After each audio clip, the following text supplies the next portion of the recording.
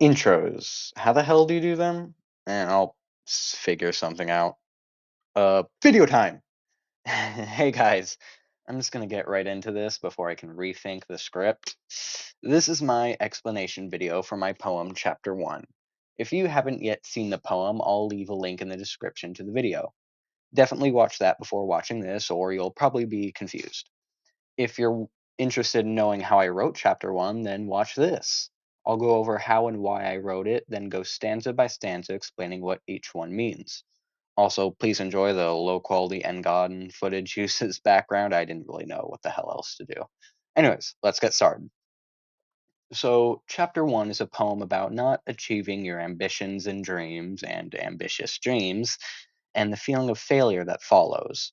The writing process was very short, and I didn't have much time to workshop it. I wrote it for my school's poetry night, an event where students could stand up in front of a mic and read their poems in an open mic style. Anyways, by the time I arrived home and quickly ate dinner, I still didn't have a poem to read. I was just going to grab a random poem I'd written in the past, but none of them really worked. I decided to write a new one despite not having much time. I started it at home, but I had to finish it on the car ride to school. Overall, I think I spent a maximum of 30, maybe 40 minutes writing and workshopping this poem. Despite that, I unironically think, at least at the time, it was the best poem I had ever written. Alright, time to go stanza by stanza and analyze each line and explain what they mean. Here's the first and second stanza. No matter where I write, I am refused, rebutted, blocked, denied. The dimly lit paper, the softly glowing screen, cancels my thoughts, deletes my dreams. It seems so hard to push on through, to reach the point where the words flow, so they add to the stories I brew. So, when I first tried to write a new poem, it was on my computer. However, nothing quite came to me, so I closed it and grabbed a piece of paper. Still, I had writer's block and couldn't quite think of anything to write. While writing these stanzas, the song Scatterbrain by Caleb P. was in my head. I wouldn't say that this stanza is inspired by that song, but it did kind of give me a sort of push, so maybe it is inspired by it. Scatterbrain is a song written while Caleb was experiencing writer's block, and the lyrics certainly reflect that. The entire song talks about the difficulty of creating art. I know none of you know who Caleb P is, as he sadly only has around 50 monthly listeners on Spotify. I'll put a link in the description to his YouTube channel and his Spotify. You should absolutely go listen to him. He's an amazing indie artist who deserves more love. Anyways, back to the poem. The stanza simply states how wherever I try to express myself, writer's block rears its head and destroys any enthusiasm I might have had about writing. To get around that, when I couldn't write a poem, I decided to write a poem about not being able to write a poem. And then it just kind of took off. The second one continues that, talking about how it seems so difficult to get to the point where the writer's block isn't present. Fun fact, when I first wrote this stanza, the first line read, "It seems so hard to push through," but I added the on later. Why? No reason. Definitely not a song reference or anything. Okay, time for the third stanza. But by then I know I blew it. I'll try again tomorrow, I say, but tomorrow never comes. It is only ever today. This is probably my favorite stanza outside of maybe the final one. This was inspired by a video about changing habits I watched earlier in the day by Nightfall.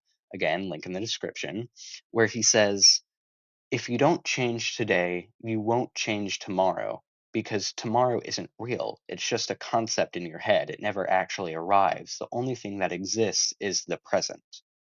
I had already been thinking about that for the whole day, so I had to use it. Definitely go check out that video and his whole channel, really, if you're trying to get better at anything or just at life in general. Alright, time for the fourth and fifth stanza. So I need to start now. Achieve the dreams I dream about. But it's so damn hard to get started. If only I could just restart it. Live my life over, going down the paths without footsteps. Maybe learn to draw, learn to sing, make my ambitions within reach. If only it were that easy. I often fantasize what it would be like if I could redo my life. Avoid my biggest regrets, get into hobbies like drawing and singing I've always wanted to do and just have a second chance. These stanzas talk about that and how hard it is just to get started. To break a bad habit, get into a craft, it always seems so impossible at the start. Also, someone once made a comment that the line going down the paths without footsteps sounded very Robert Frost esque, which is true. I just want to point that out. I thought it was interesting. Now, the sixth stanza. Occasionally I nearly pray to some god, whom I don't even believe in, but what's the difference? Any easy way out I'll take, even if it makes me a hypocrite.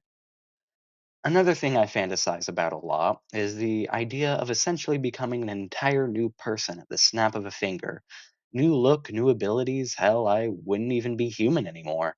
However, in this thought experiment, I need a way to get to the point where I have that new me. So I wonder, what if there's a God that can do that? Of course, I don't actually believe in that God, or any God for that matter. I'm an atheist. That's what the hypocrite part is referring to. I've never actually prayed to any God for that matter, but sometimes I think about it. It would be so easy if some divine being could just turn me into a better creature. Seventh stanza. I simply need some motivation, as if I don't have enough. A life in the gutters, yeah, that'd be rough.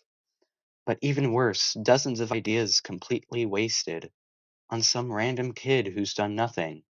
So I gotta push forward to make anyone proud.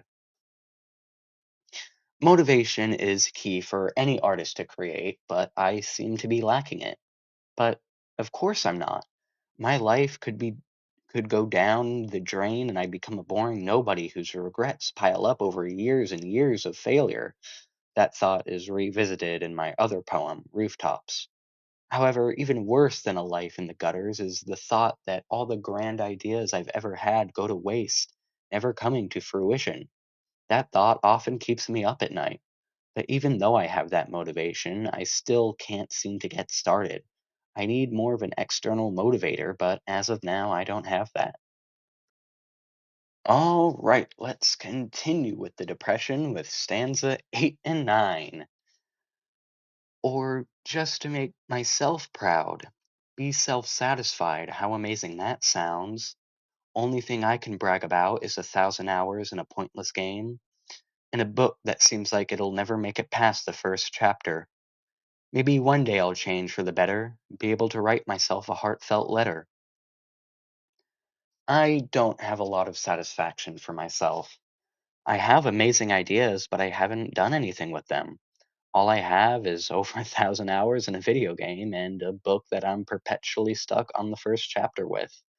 That's not a lie. My biggest goal is to become an author, and I have many book ideas. However, my main one hasn't made it past the first chapter. I write a little bit, maybe get it to chapter 2 if I'm lucky, but then I get stuck. I come back months later, reread it, think, this is shit, and start all over again. Right now, I'm still on chapter 1. I'm probably on the fourth rewrite of the chapter, which might not seem like much, but I've spent over 3 years trying to write this damn book. As for the letter part, that was inspired by those times in school where you write a letter to your future self to read in a couple years. When I received my letter I wrote to myself a couple years ago, I found that I hadn't achieved any of the things I thought I would. It felt as if I had left my past self down. Okay, here's the 10th and final stanza. Until then, I'll simply try. Gotta keep my eyes dry. Trudge through the mud. And maybe, just maybe, someday, even finish chapter 1. And that's it. I don't have much to say about the final stanza. I feel it's fairly self explanatory. This poem was a really fun one to write, even though I'm not much of a poet. In case you couldn't tell, I focus more on prose, that being actual books and stories and whatnot. I really just want to share this poem with more people than the 2 dozen or so who were in the room when I read it. If you enjoyed it, stick around. I might make explanation videos for my other poems, and I'll leave those poems in the description. I would also like to make videos about the books I'm writing. While I haven't finished chapter 1 yet, I have finished the prologue. I've also been writing my OC's lore if anyone wants to see that. It's not really supposed to be in writing, but I honestly don't care at this point.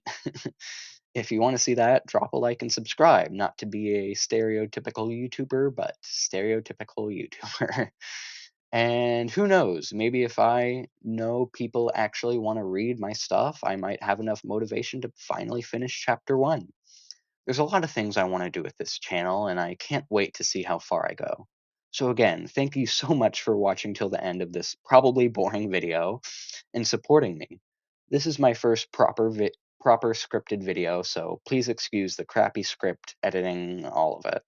And mic quality. I know my mic quality is terrible. I don't have an actual mic. Anyways, that's it. See you next time or something. I don't know. I'm not good at outros either. What the hell?